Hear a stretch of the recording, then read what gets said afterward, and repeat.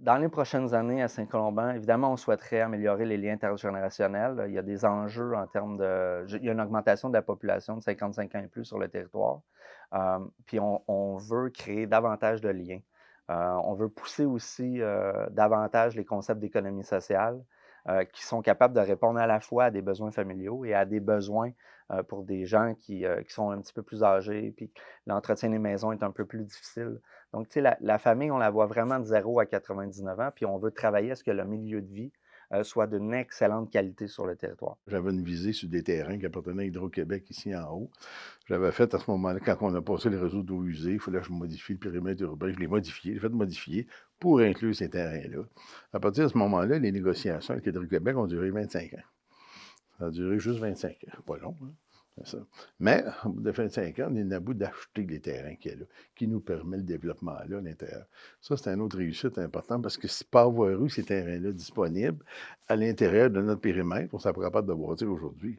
On n'aurait pas été capable d'augmenter notre population, d'offrir des services de proximité, de construire des parcs, de construire des infrastructures pour nos jeunes, agrandir notre école. Ça, c'était important pour nous autres, tout ça. Fait que je pense que c'est deux gros morceaux qui nous permet aujourd'hui de se rendre là.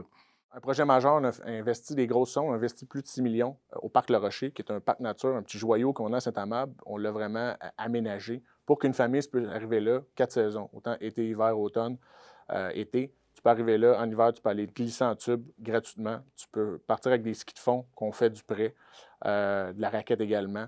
On a mis un toit au-dessus d'une dalle de béton pour de la patinoire.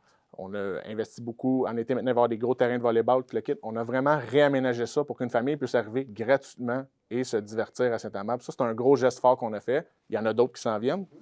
On a ouvert notre bibliothèque 7 jours sur 7 maintenant. Ça paraît un petit geste, mais dans une ville comme la nôtre, on n'a pas le choix. On est vraiment très fiers de ça. Puis, au niveau des autres gestes, en partenariat, qui est très le fun, on a fait un partenariat cet été. Ça s'est réglé en 2 mois à peu près. Le basketball est en pleine effervescence à Saint-Amable. Puis, en discutant avec la Maison des Jeunes, partenariat avec eux, on a réussi à mettre en place un terrain de basketball en moins de 2 mois. Les jeunes, il y a eu un basket fest qui a découlé de ça. Donc, on est vraiment dans cette mouvance-là. Aider nos organismes également à faire des choses qui bénéficient pour tout le monde. C'est un travail global, là, vraiment.